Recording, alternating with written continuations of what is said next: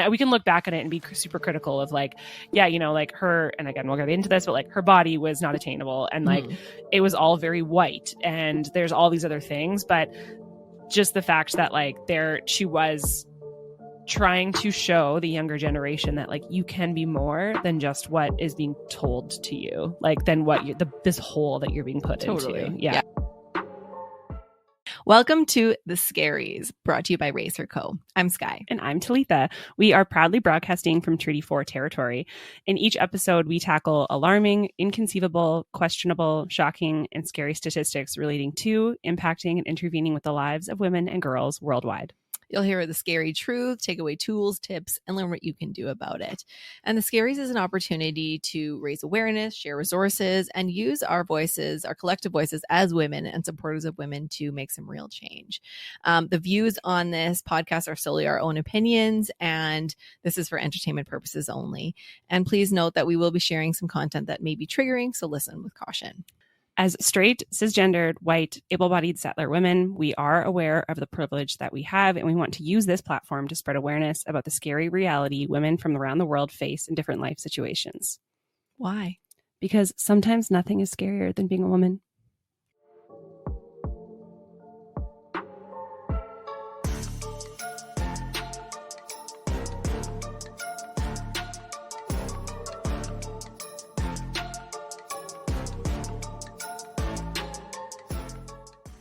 So welcome to episode 5. We have pink drinks and we have a disco ball and it is fully just like a big old party in here. It's girls' night. It is girls' night. Every night's girls' night. That's true. Every night is girls' night. So maybe it's time to do something about it. Hint, hint, nudge, nudge. Yes. Skylar, if you are not watching the video, Skylar is wearing one of our new sweaters that we have that is Barbie inspired. And it is, it's a really comfy sweater regardless, but it's like pink and it says every night is girls' night. It's time. Which is like our call to action of it's time to do something about the inequalities, the inequities, the injustices that are happening in the world. So, I mean, if you don't know that about us, now you do, because that's what we like to talk about. So, Sky, why are we wearing so much pink and why do we have a disco ball and all that stuff? Well, if you have not guessed yet, we will be talking today about Barbie. We're really excited. It's a super fun topic, as I'm sure you're all super excited for as well. It kind of just like resurfaced, I would say, this past year with the movie that just came out. But we will be doing a Barbie series, talking about kind of the birth of Barbie all the way to the movie and how it's shaped and how it's changed things and how even mindsets around Barbie have changed all along the way. So get ready for a wild ride. It's going to be super fun and lots of pink. There's going to be so much pink. Yes. So do you remember when you got your first Barbie? I actually don't. I feel like Barbie has just always been like in my childhood. I don't actually remember the first Barbie that I got because I was like 3 when I got it. Yeah. But I definitely have some like very special ones that I still remember and I bought into like I needed all of the clothes and all of the things, like all of the accessories. Totally. My most favorite thing I got from Santa one year was the camper minivan. Oh yeah. That you could like I feel like Eden has that. Like my daughter has that. Like right now. When my son goes over to my parents' house and he plays with it and I'm like that's nostalgic, baby. Like totally. It's just like all the little camping anyways, that was like my favorite thing. So yeah, I don't remember the first one I had, but I don't know. Do you remember the first one? Not the first one. I had an older sister, so I had a million Barbies before I even knew she's 5 years older, so she had Barbies galore. Like I've known them before I could talk, kind of thing. And every kind of type of Barbie, all like Skipper and what is the little one's name? Stacy, and there's a little Kelly. I loved Kelly, like the littlest one growing up. But no, I feel like we had them all. My favorite one was probably, I feel like I had a mermaid that like her bottom changed color. Like when you got her wet, like her fins changed color, and I don't know. So many cool things. So yeah, I would spend, me and my sister would spend hours playing with Barbies. I would tell you. It's it's so different now, I feel. I mean, like, obviously we're going to get into it, but like, I just feel like for our generation, especially, it was just something that you had. Every single person had a Barbie. Yeah. And yeah, it was just like a part of our culture and our society, which I think is obviously why we're going to do this episode and this series, because it's, I think, definitely shaped generations. So first, actually, we normally do this with guests, but I wanted to ask you some would you rathers. Sure. Just So, me? Or are we going to like, we're going to do it other? together. Okay. Yeah, we'll do them together. But like, we can ask the question. But I know that we just normally do this with guests. But I was like, this is a fun one. I love would you rather. Okay, so would you rather wear heels or Birkenstocks? This is like a shout out to the movie because obviously, yeah, honestly, probably heels. I'm not a big Birkenstock person. Oh, see, and I absolutely knew that you were going to pick that, and I'm absolutely the opposite. And I would totally pick Birkenstocks. I don't have Birkenstocks. I have like knockoffs that are $5, but no. Oh They no, hurt my feet for some reason. I never wear them enough to like work them in to like mold to your feet. Oh, see, and like heels hurt my feet. I guess true, but I don't know. I just find I don't know. I feel different when I wear them. There's like I think that there's that thing of like, it's, like makes you feel a certain way and like changes the way you walk and everything. There's like that quote from Barbie that says, if my shaped were feet like this, like if my feet were shaped like this, I would never wear heels. And I feel like that's my feet. Totally. They're not meant to wear heels. Yeah, no, it's definitely not a comfort choice, but no. Mindset shift. That's true. I like that. Okay. The next one is, would you rather have Barbie's influence in promoting STEM, so science, technology, engineering, and mathematics, promoting STEM education globally, or her impact in breaking gender stereotypes in various careers?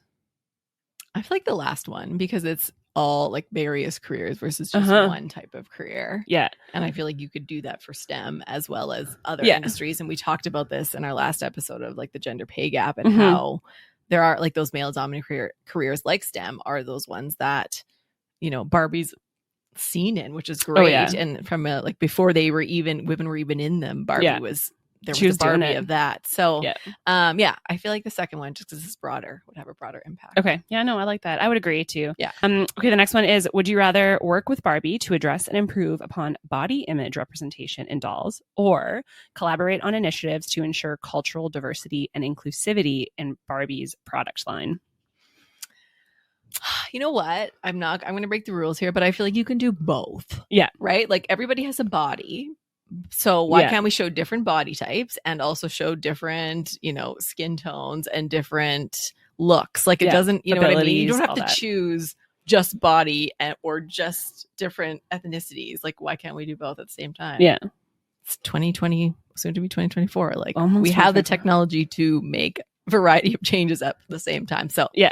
I'm going to push for all of it. Okay, you're breaking the would you rather rules, but that has to be all.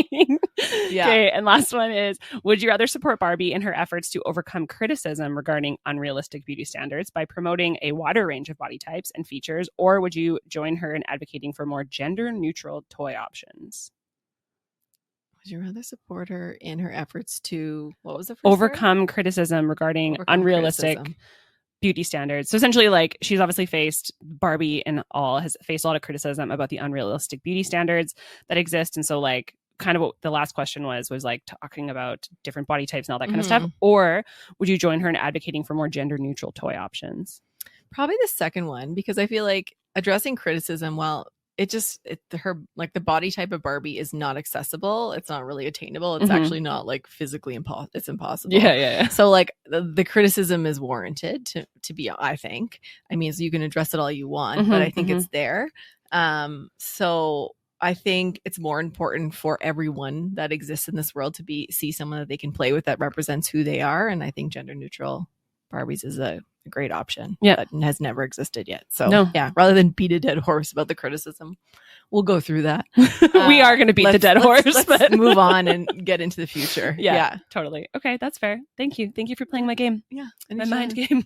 You're up for the next one. I know I am. I know. So whether you want to admit it or not, Barbie has had a huge impact on women, especially us, and honestly in Western culture across the board. And it's undeniable that Barbie and her very essence has been welded into North American culture. But the question is, the $1 million question is her influence positive or negative? Or maybe both, but is there more than the other?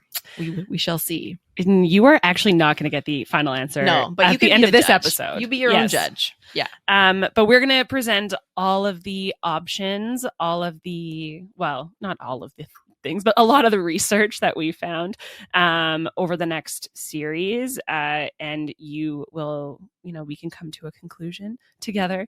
But to understand where we are going and how we're going to get to that conclusion, we need to know where we've been. So as we always do, we're going to take a little historical look at Barbie and understand who she is and look at what women were facing when she was introduced to understand her impact. So, Barbie, full name, Barbara Millicent Roberts. Millicent. I think that's how you say Millicent? it. It kind of reminds me of that. I'm like, ooh, kind of like a little bit of a badass. Yeah. That's her full name. Is an 11-inch tall plastic doll with the figure of an adult woman. She was introduced on March 9th, 1959 by Mattel, which is a Southern California toy company. Ruth Handler, who is the co-founder of Mattel with her husband, Elliot, and then another gentleman, Harold Matson. They founded the company in 1945.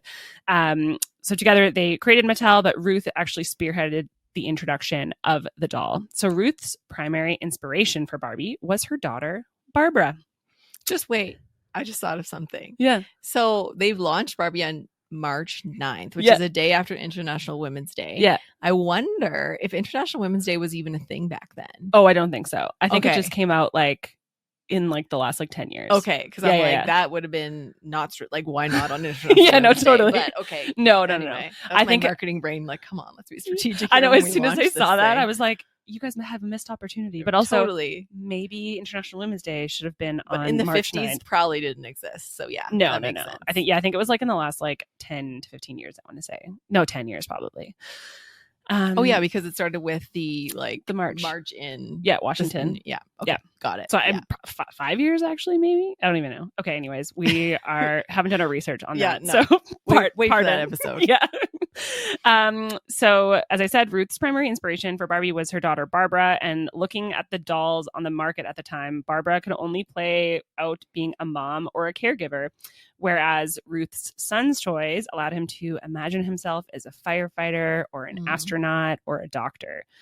So leading up to the launch, Ruth was looking for a breakthrough product. She wanted to find something that was going to change the way girls looked at themselves. So the answer, she thought, was an adult doll that would inspire girls the same way action figures of firefighters and soldiers encourage boys. Barbie was made to plug a gap in the toy market. I mean, really, it came down to capitalism and selling things. But even above that, Ruth wanted to create a doll for girls who were too old for the popular baby dolls at the time and who wanted someone inspiring to look up to. Ruth said that the one-dimensional paper fashion dolls Barbara played with in the 1950s limited her imagination, while the three-dimensional fashion dolls, quote unquote, were built like children and would have looked ludicrous in a prom dress. Yeah, absolutely ludicrous.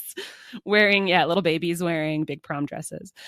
So Ruth actually famously once said that little girls dream of being curvaceous, dreamy, and exciting, and they want someday to have gorgeous clothes, be chic, and look like movie stars. Which, I mean, sure. Yeah. That's your dream. That's amazing. I don't know if you should say everyone wants that, but it's true. That's where she came from. General. Yeah. Yeah. So although Barbie is aimed at children, the inspiration from the toy was very adult oriented. So Lily was a flirtatious gold digging sex pot, some call a call girl, who originated as a cartoon character in a Western German newspaper. So with her sexual banter and revealing outfits, Lily hugely became popular, and in 1955 was made into a plastic doll and was sold in stores. And it was actually intended as a risque gag gift for men, but the dolls soon became popular with children. Yeah.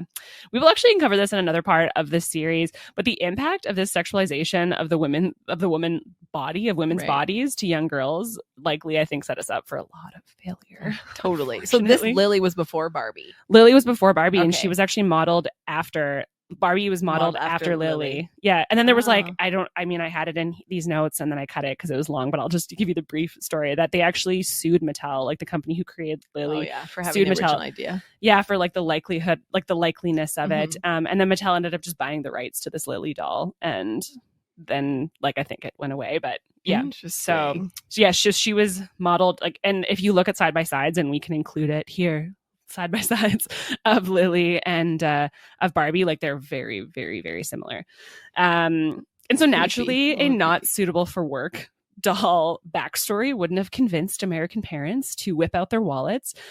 So Barbie was actually introduced as a teen model instead. That was her first job.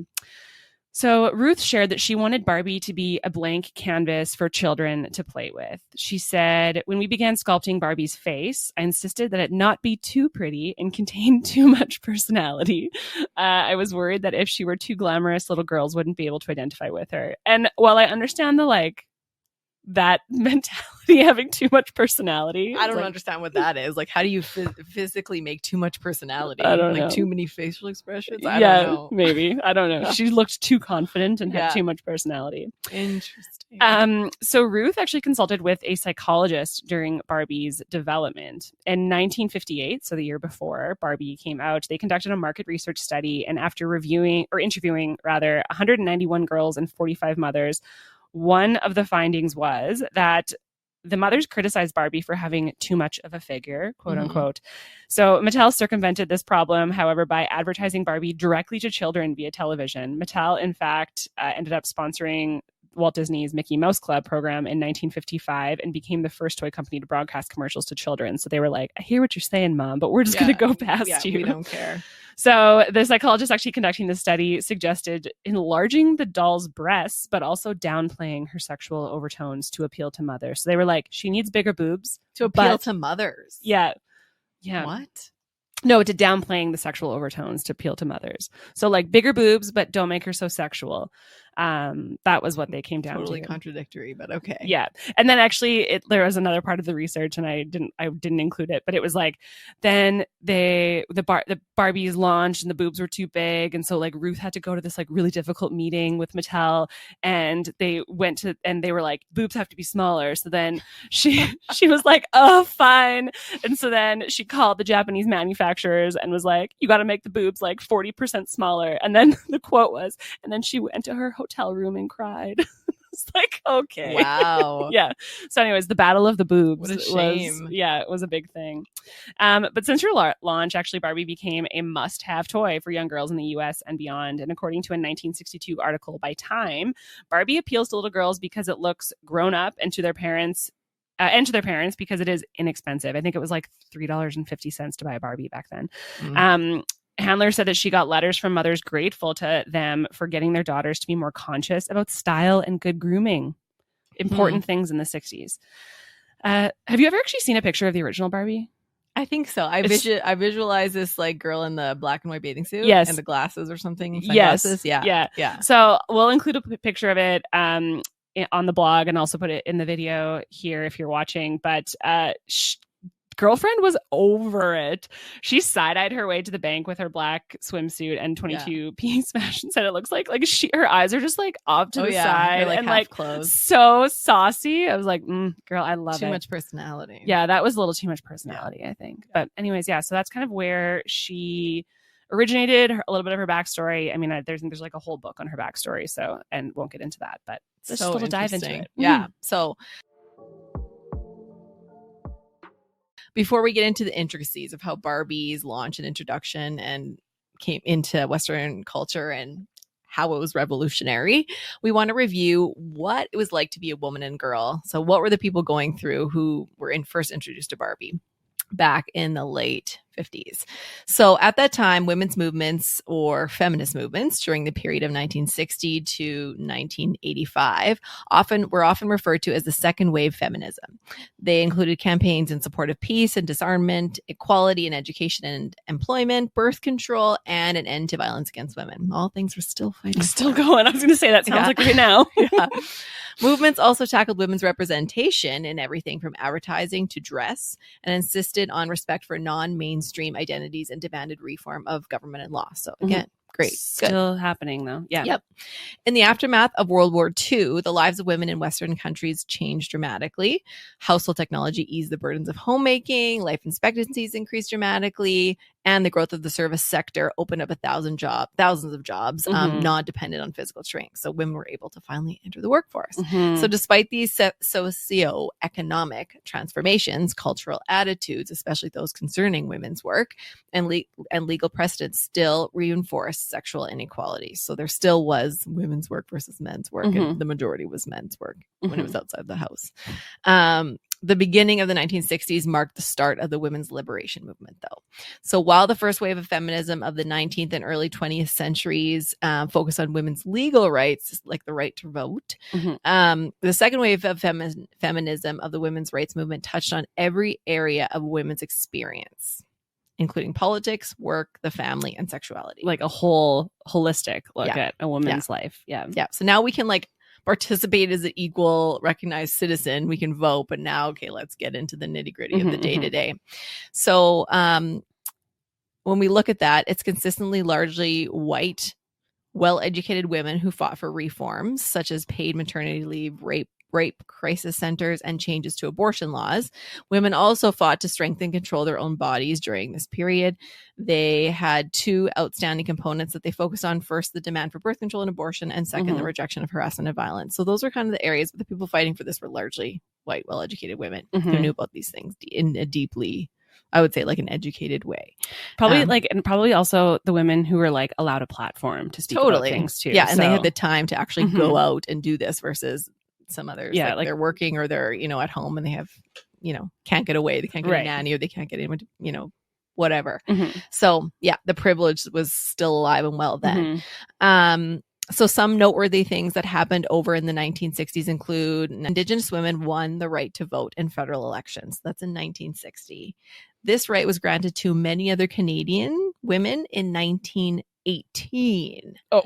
So they had 30 years later, 40 years later, for Indigenous women. And this was then they could vote without having to abandon their Indian status. In 1964, Canadian married women were allowed to be jury members. This was also a new thing. The main reason women were kept out of the jury pools in the past is that they were considered the center of the home, which was their primary responsibility as caregivers, so we can't take them away. No. They were also thought to be too fragile to hear the grisly details of crime and too sympathetic by nature to be able to remain objective about the accused offenses. So too many feelings. Too emotional to really just be...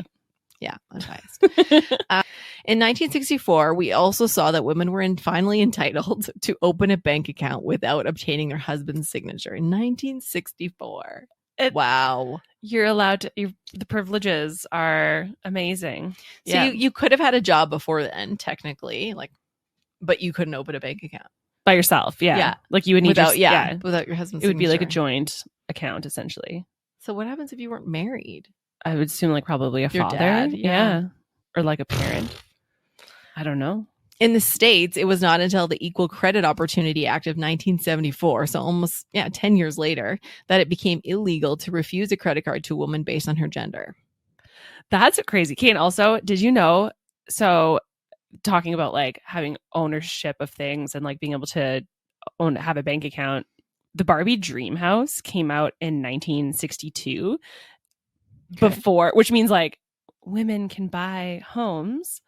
That's the thought process. But that was 2 years before in Canada, anyways, women could have their own bank account. So even that is Barbie was way ahead of her time in that way. Totally. Yeah. Interesting. In 1965, the Equal Employment Opportunity Commission was launched in the U.S., allowing women to gain access to jobs at every corner of the U.S. economy, which is awesome. And employers with long histories of discrimination were required to provide timetables for increasing the number of women in their workforces. So that's great. I mean, that's real progress. Really great, but was there actually any follow-up on that? Because that was 1965 and we just last episode true. We're not quite there yet in many areas. I don't know.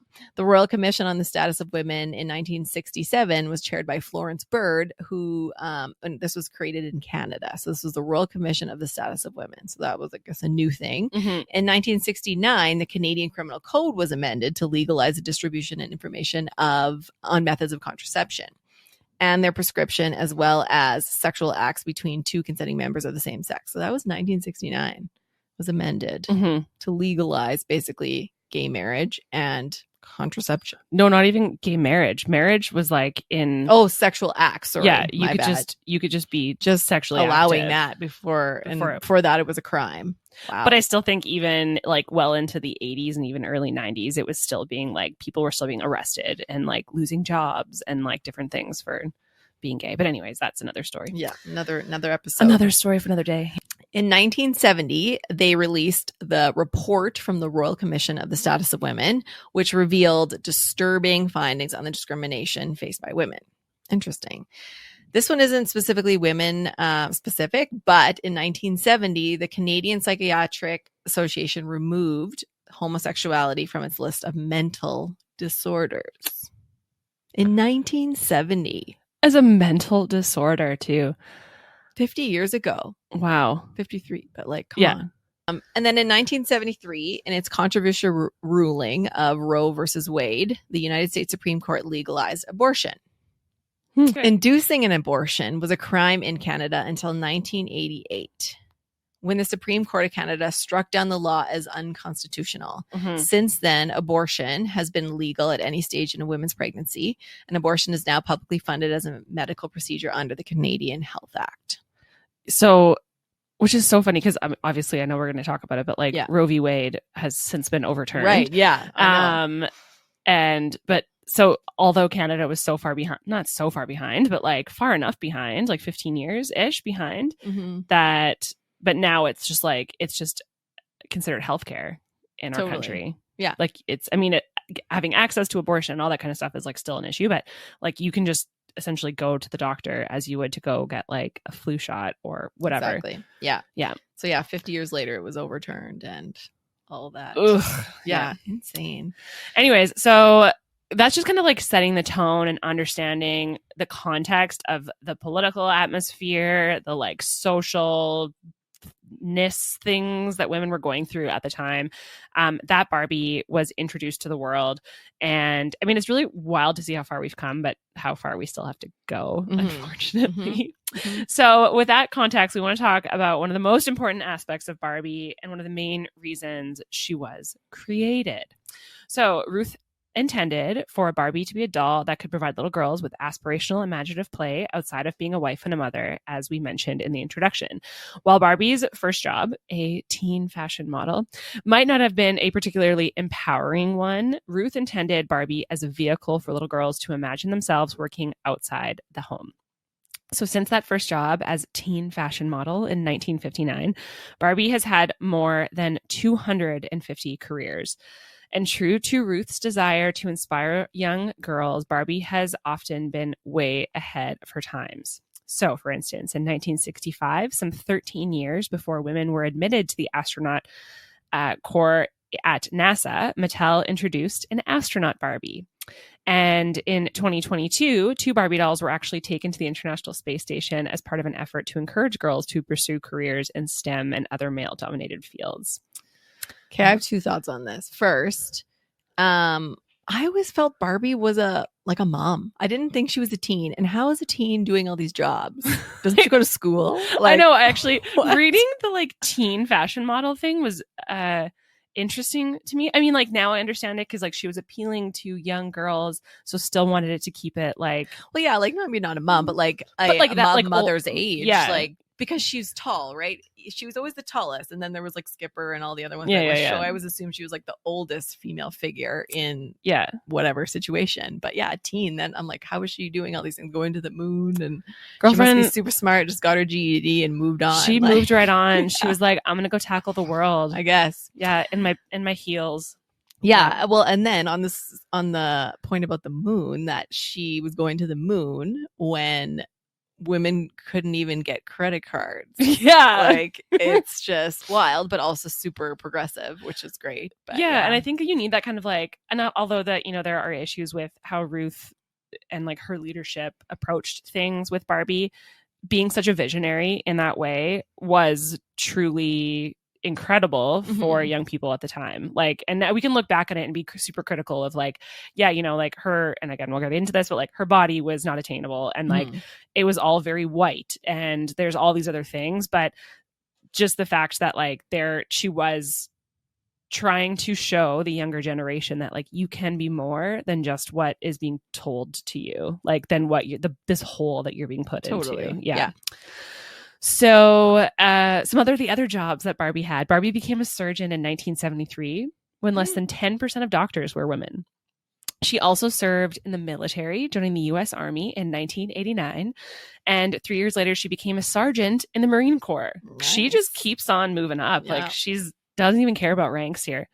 Did you actually know that one of the jobs Barbie never had was being a mother? Really? That was never a job. Despite requests for a mom Barbie, Mattel has refused because Ruth envisioned the doll as representing the period before parenthood. Interesting. Yeah. But one really big red flag in this inspiring history is that Barbie's 1960s empowerment largely addressed a white middle-class woman who sought her own money and agency outside the home through a career. So it's, again, like I said, it's a very, very specific group of people that they were looking to serve. Yeah. But, and like, why couldn't she be a mom and have the jobs? Right? Well, also that too. Yeah. Interesting.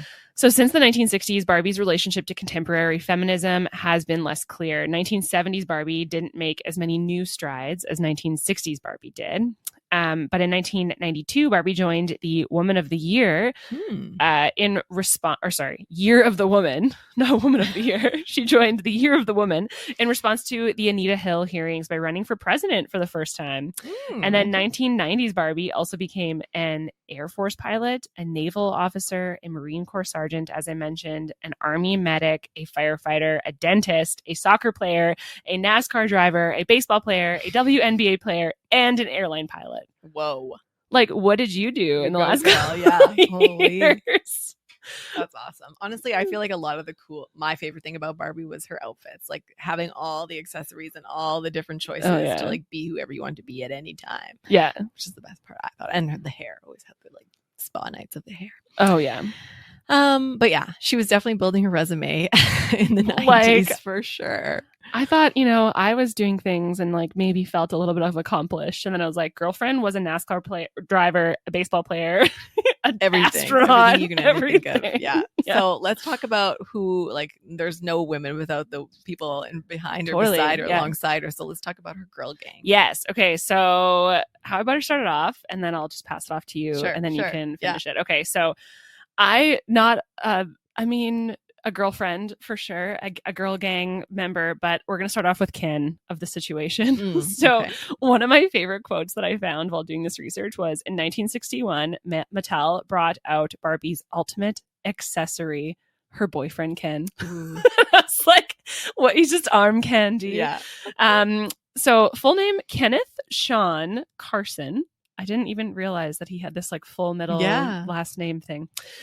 He was introduced as a boyfriend to Barbie after many people asked and begged for Barbie to have a man to hang out with, which I think is maybe telling of the time. But on a whole, actually, other side, so Barbie and Ken are obviously the name, like Barbie is the name of Ruth's daughter and Ken is the name of Ruth's son. But like imagine what it was like to be the Barbie in the house. Like you're like the hero and like everything else. And then poor Kenneth, like her son. He's like, just named like, the Barbie the accessory. I was like, poor guy. Okay, but also this is just jumping ahead like a half a century. But did you know that in 2004, Barbie and Ken broke up? How do we know that? What happened? So at the time, the vice president of marketing at Mattel said that Barbie and Ken feel it's time to spend some quality time apart. Like other celebrity couples, their Hollywood romance has come to an end, but the individual indicated that the duo would remain friends. Interesting. Yeah. So she later dated Blaine, an Australian surfer, and I was like, "Who the heck is Blaine?" But then, after Ken underwent a makeover that included spending some time in the gym, because that's, I think, what everyone wants is just for the man to bulk up a little bit. Again, with the arm candy. It's all about that. Yeah. He ended up winning Barbie back in 2011. Yeah. I had no idea that they broke up. I was like, why is this not international news? Well, like the biggest couple of the century. Well, and because You know? Ken was always like, we'll talk about Barbie and then all her like sisters and all her friends, but usually, like, I don't know why, I just thought everyone was Barbie, but Barbie had different skin colors and different hair and whatever, but they were all just Barbie. Yeah. Because we still called them Barbies, even if they were like a different name. So I don't know why. And then Ken, I'm like, I just assumed all the boy Barbies were Kens. They are. Except for like Blaine and except for Blaine, Alan. I don't know, and Alan, yeah. So I don't know, weird, interesting. Yeah, it's the like understanding the intricacies of like who Barbie is, and then who are like all of the pals who like I also thought were Barbie. Yeah, it's very complicated. Yeah. So with talking about friends, in 1963, Mattel added Barbie's best friend Midge. So let's talk about Midge for a second. Full name, Margaret Midge Hadley Sherwood, was created in 1963 as Barbie's plain Jane best friend. We all need one of those, apparently. Far less glamorous than Barbie, Midge was intended to represent a more average, accessible American girl. For most of her existence, Midge led a quiet, unremarkable life with her beau, Alan, whose packaging described him simply as Ken's buddy. I mean, if Ken is just the accessory, what is the accessory to the accessory?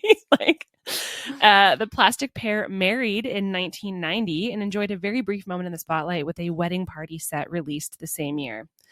But Midge and Alan's marriage opened up new avenues for the dolls, such as parenthood, which is something that Ruth didn't want for Barbie herself. She pushed it onto the sidekicks.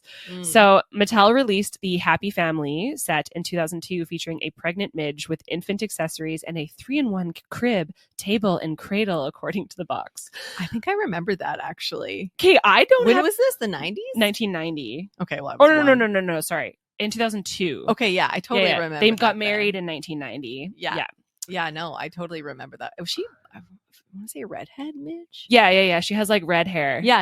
I totally remember that. So with this gift set, girls have everything they need to play out the arrival of a new baby, is what the box read. And perhaps taking the Happy Family concept just a step too far, Midge had a detachable, magnetized pregnant belly that could fit her accompanying plastic infant.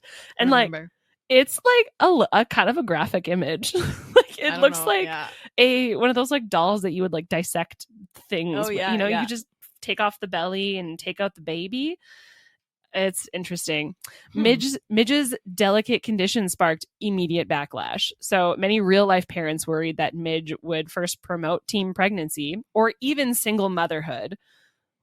God forbid. And according to the Associated Press, Walmart pulled pregnant Midge from shelves in December of 2002 due to the controversy, because people were like, how dare you talk about teen pregnancy and single motherhood? Is she still a teen though? Like, don't they ever grow up? Or are they stuck in teendom forever? I think she got married. She got married, yeah. I don't actually know. I think that just because like she was pregnant and little girls play with her, that it was like, once you start, you could have babies when you're a teenager, which again, but Mattel never actually returned Midge or her baby to the doll lineup. So how traumatic is that? Also, you get pregnant out of wedlock or maybe in wedlock, but like your character gets killed off. I like Midge. I don't remember them being too many like redhead Barbies either. I feel like, and I totally remember her because my sister was a redhead, so she always got to have the redhead Barbie. Okay, I don't remember Midge, but like now I want to look her up. I feel like we'll include a picture in the blog. Also, I hope she's a redhead. Otherwise, I don't know what. No, she totally is. She absolutely is. Yeah. So following our plain old friend Midge, Mattel launched Barbie's little sister Skipper in 1964. And Skipper, for background, is Barbie's little sister. So I totally remember Skipper. The first Skipper doll was released in 1964, like we said, created as an 8-year-old character. So 8. I always thought Skipper was like 13 or something, not 8. But anyway. And like Barbie was, I thought, like 25 maybe. But anyway. Yeah, I feel like there's like the time space continuum in Barbie world does not exist. Skipper had a notably more youthful appearance than her big sister Barbie, and Mattel decided that even plastic is not immune to the ravages of puberty. So in 1975, the company released Growing Up Skipper. I feel like I didn't remember that because I wasn't alive. But I remember anyway, different version of Skipper in my brain.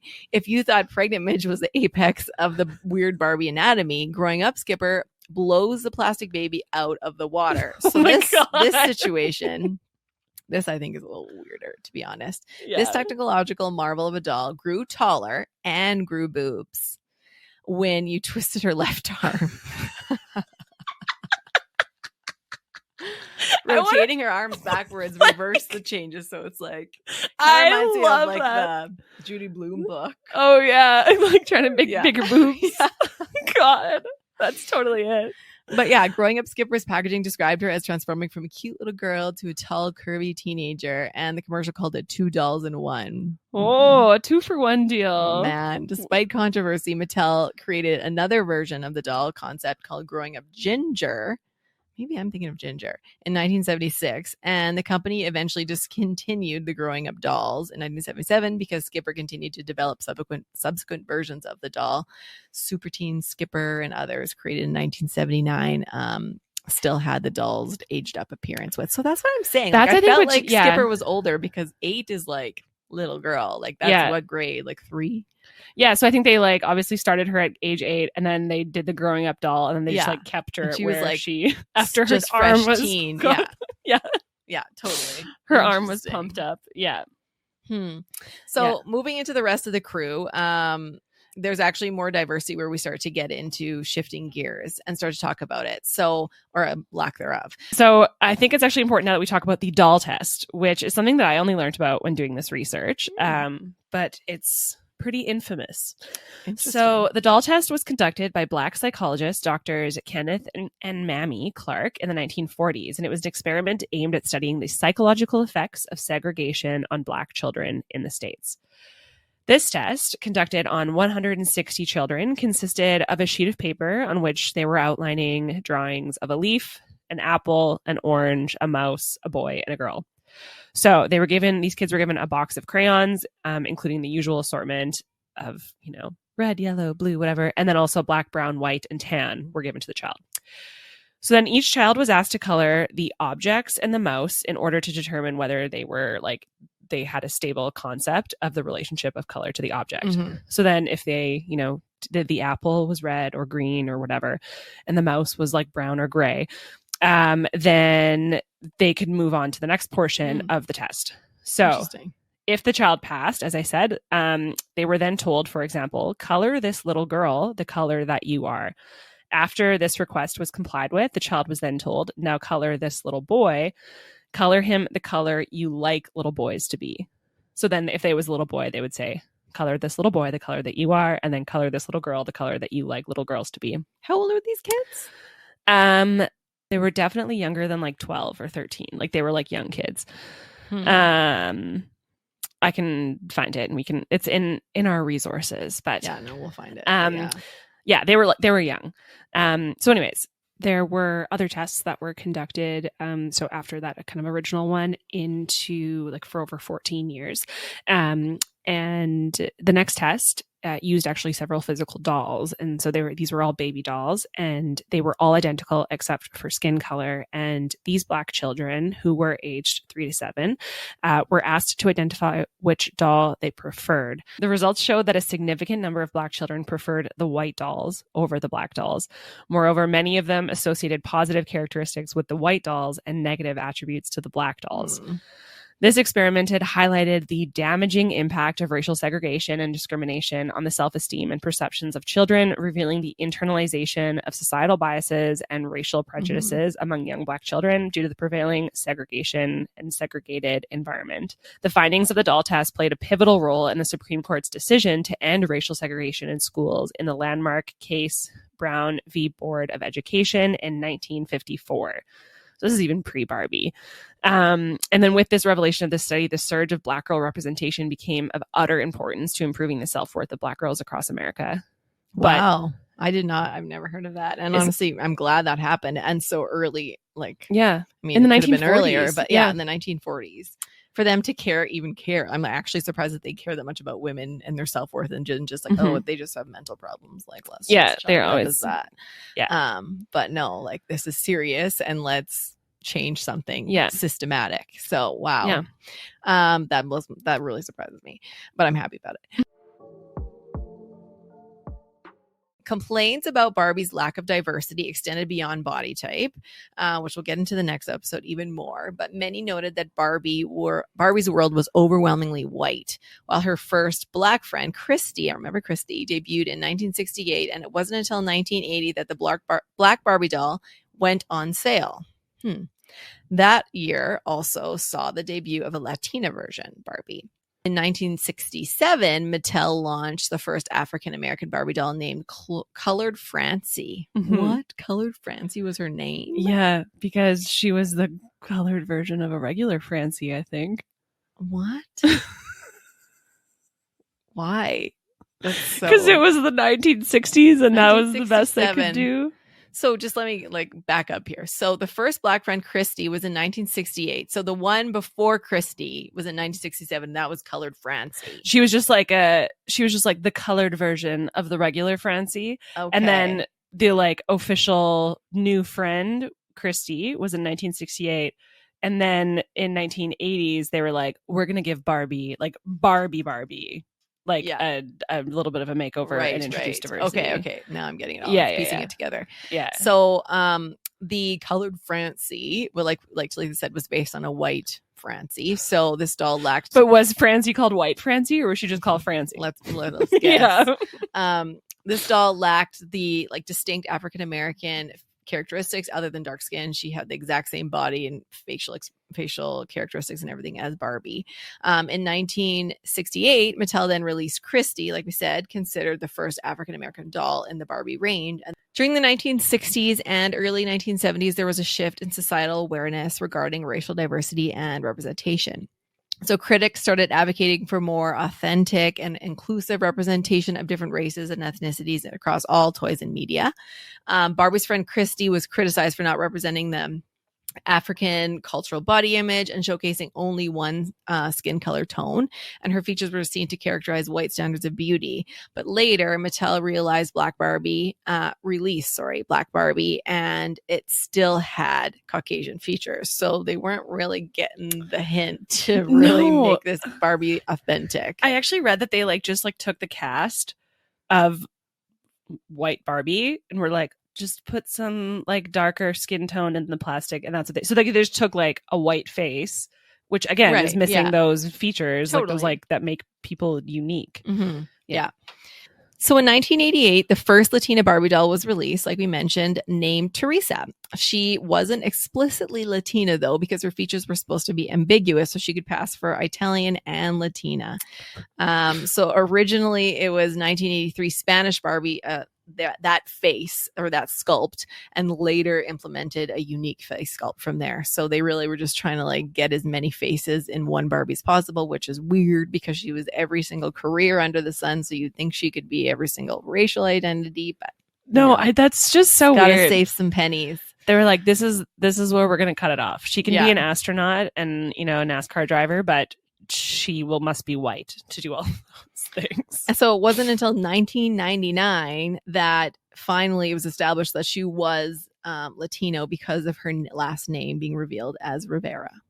I hate that they feel like they can get away with, just putting and we're going to talk about this in a second, but just putting a fancy dress on somebody and being like, this is the Latino experience because she's wearing some very specific cultural piece of identity. I don't know. It's such a cop out. Oh, totally.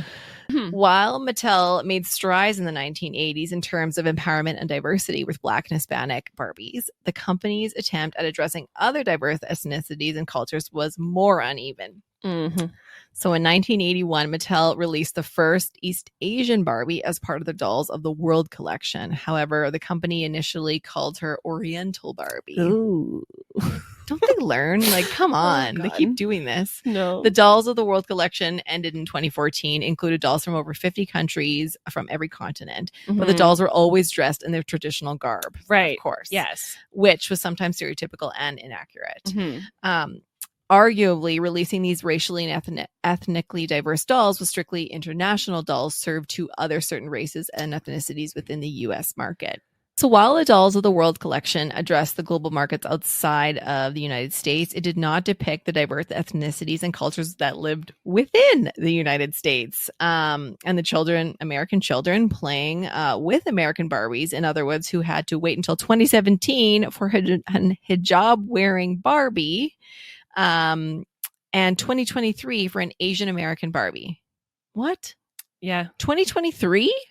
Well, like, because they had these like fancy, like, they're traditional. But instead of it just being like a regular human who happened to be Asian American or happened to be like wearing a hijab, but they were also an astronaut, or like they were also these things, like, so that I think that's the most interesting thing for me when we talk about diversity in Barbie, is that everything was so othered. So it was like every other race was considered like a collector's item. Totally. Like you could collect like Kenyan Barbie, and she was wearing like traditional Kenyan garb, and you could collect like Chinese Barbie, and she was wearing, but it's like for Chinese little girls and boys and whoever plays with dolls, and like Kenyan little girls and boys, it's like they don't necessarily wear that all the time, and like they also want to play soccer, and they also want to like be in the NBA, yeah, like things that Barbie was doing.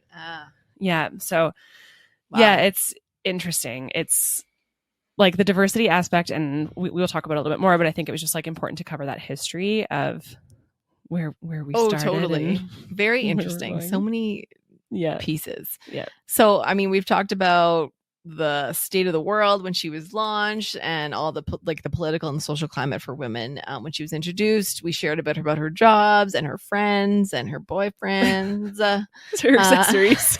Accessories. So what else is there? Well, this is going to be a large series, like we said. So this is just step 1 of 4, because Barbie is huge. She has had an enormous impact on our society in so many ways, whether we think about it. We've taken a second to think about it or not. But the more we say these things, the more I'm like, wow, this does, like, the impact. So in part 2, we're going to talk about the fallout of Barbie, the bad, the ugly, and the downright atrocious pieces of it. It's going to be really good. It's not fun to see these things, but like it's fun to read about it and like understand how the, like, again, political, societal environment totally shifted and like created this like almost like rage against Barbie and like everything she stood for and everything. Anyway, so those are things we're going to be talking about. As always, we will include these scary statistics and the scary stories that relate back to Barbie and her impact on us. But until then, follow us on Instagram at RaiseHerCo and at scaries.podcast, and on TikTok at RaiseHerCo. Remember that change starts with awareness and action. Thank you for being a part of the Scaries community and making this world a little less scary to exist as a woman. Bye.